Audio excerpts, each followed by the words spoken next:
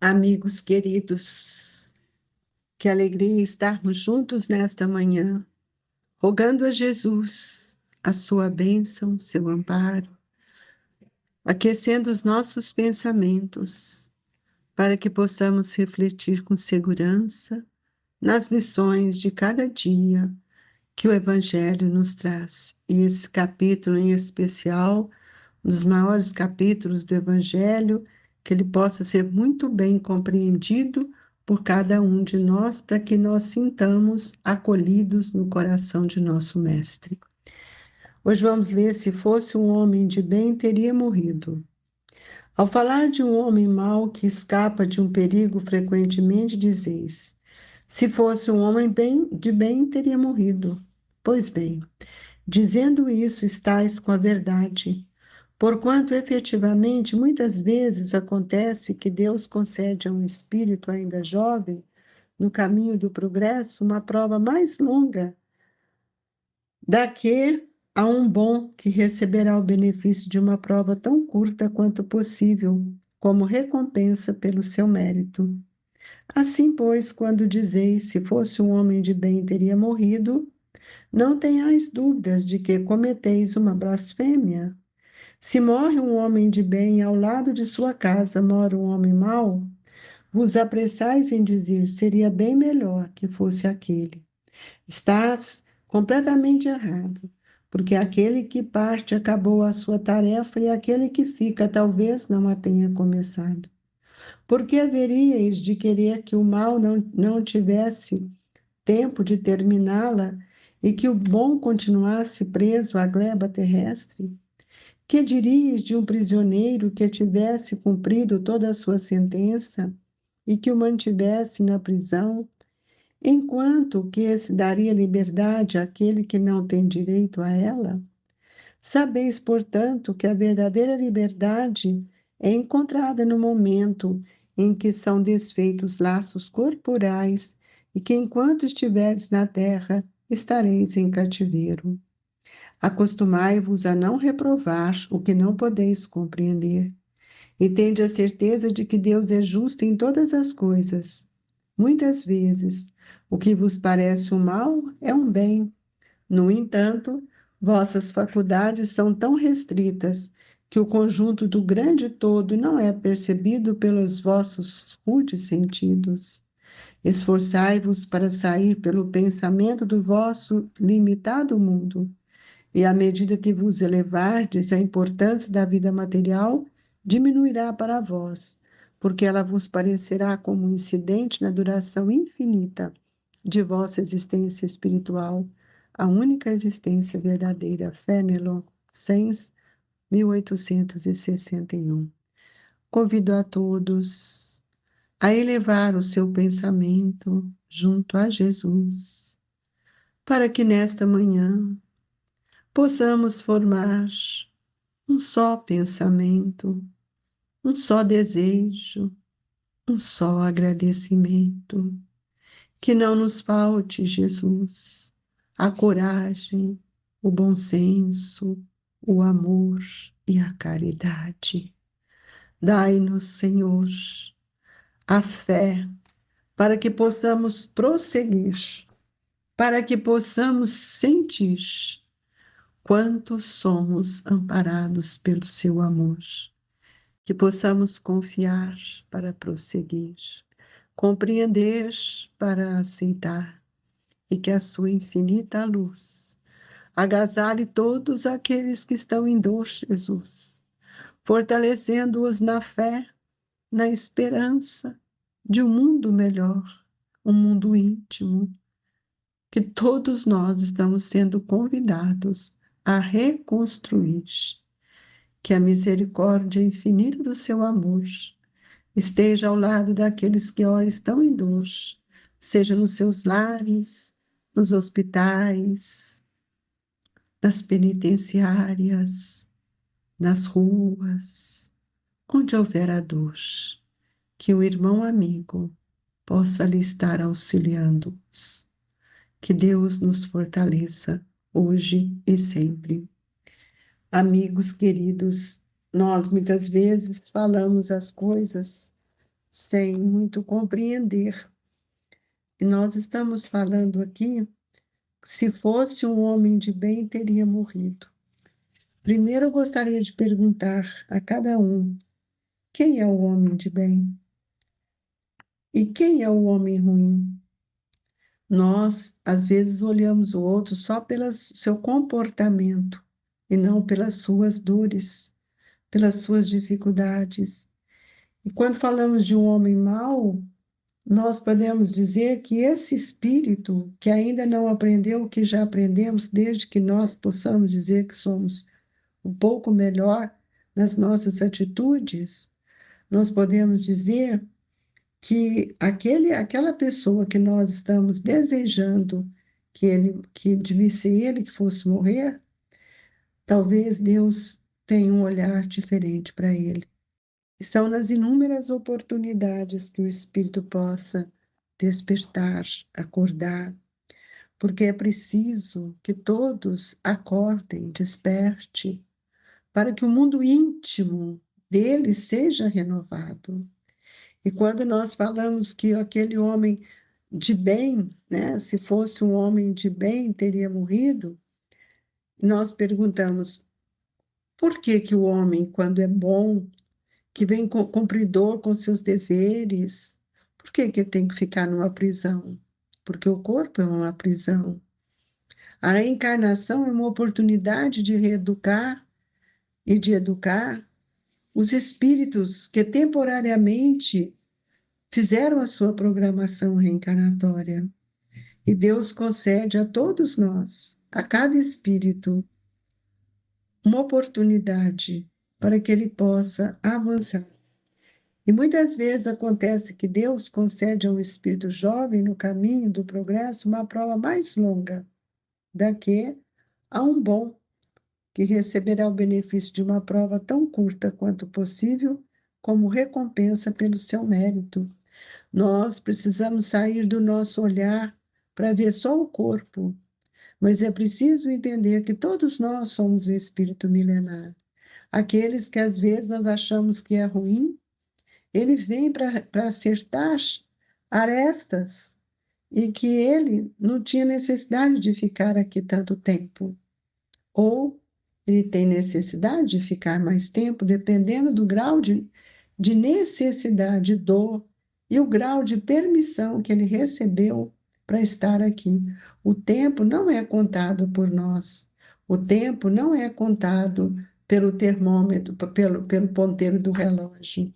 O tempo é contado pelo movimento íntimo que o pensamento tem diante daquilo que foi nos dado como oportunidade de estar no mundo encarnado, junto àqueles a quem precisamos auxiliar e também aprender.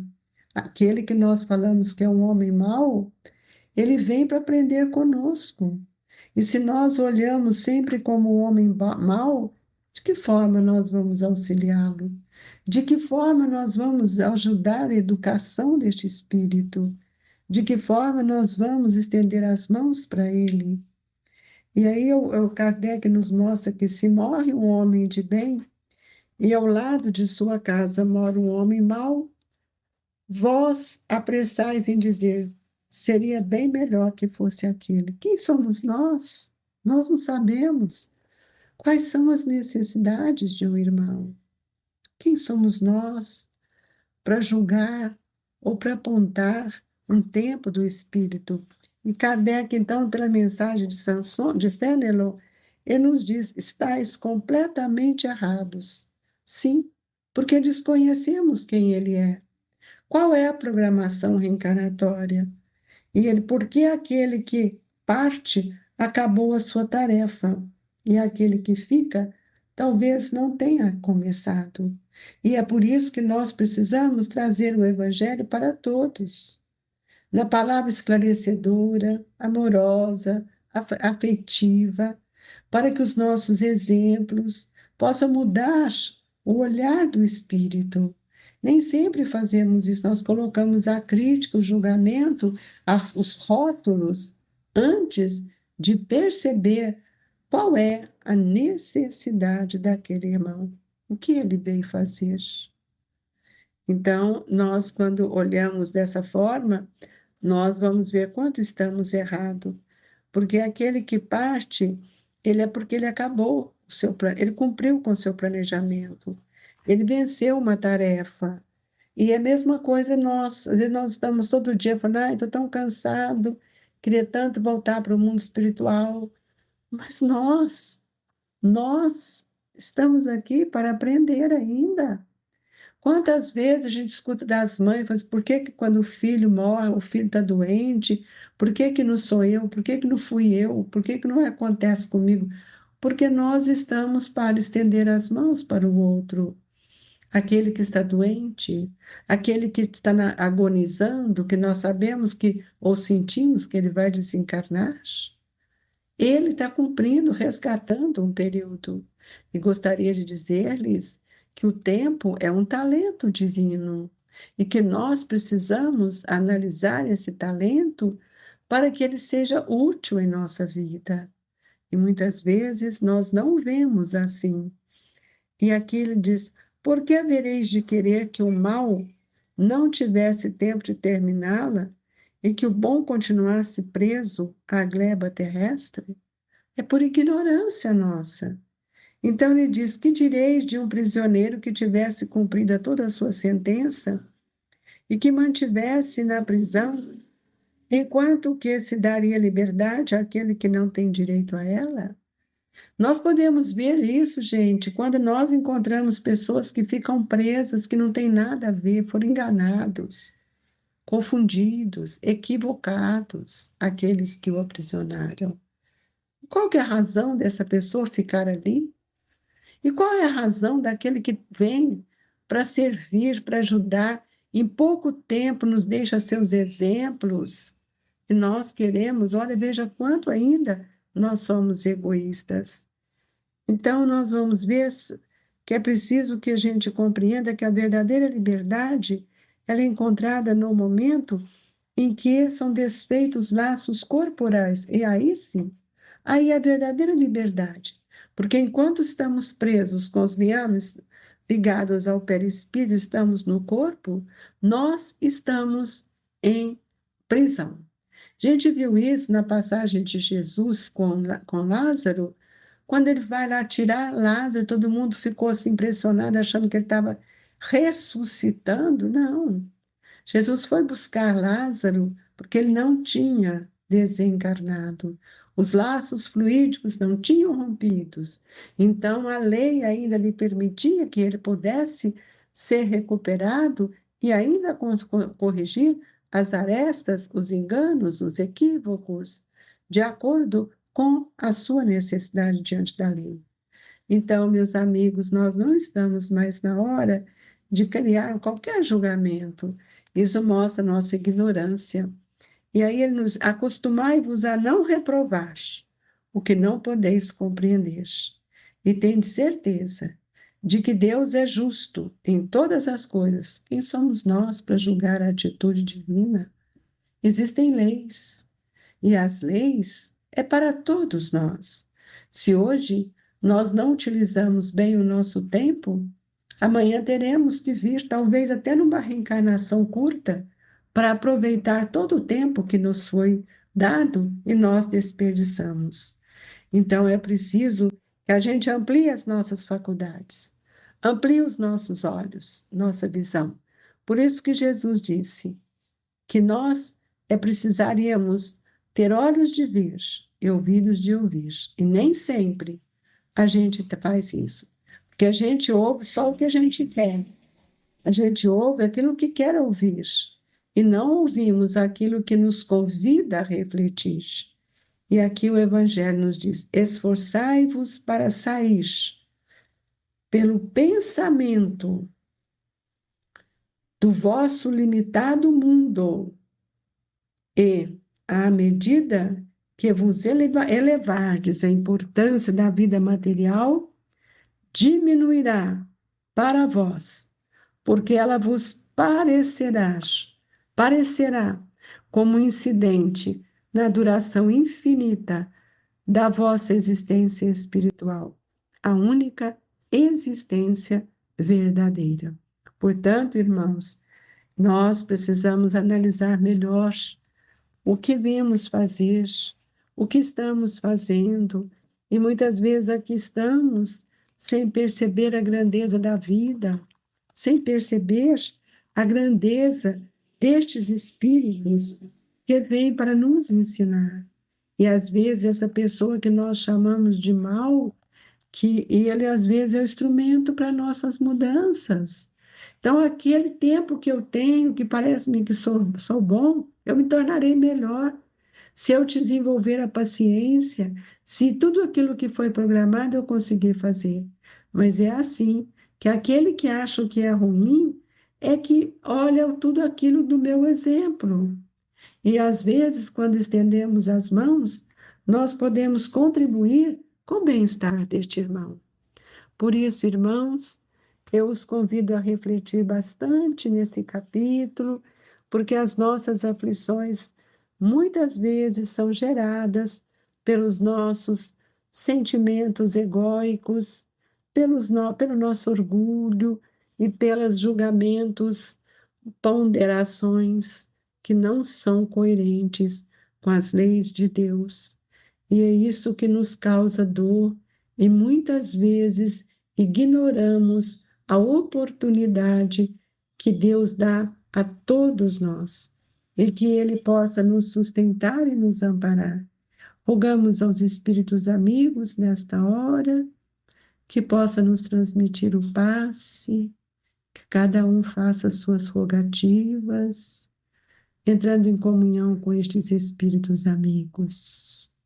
Ó Senhor, quanta luz sobre nós, que esses fluidos nos acalente, nos fortaleça. Fluidifica a nossa água, Senhor, para que nós possamos ingeri-la com muita fé e ela poderá nos equilibrar o campo vibratório de todos nós. Que Deus, na sua infinita bondade, esteja com todos nós, hoje, agora e por todo sempre. Jesus, que o seu olhar meigo e sereno alcance os corações em provas, em expiações, em dores, e nos traga a esperança, a fé e a confiança. Muito obrigado, Jesus. Que os nossos irmãos sejam agraciados com as vibrações do Grupo Espírita Esperança e Caridade, Colégio Allan Kardec, que sintam agasalhados por Jesus e por Eurípides. Que assim seja.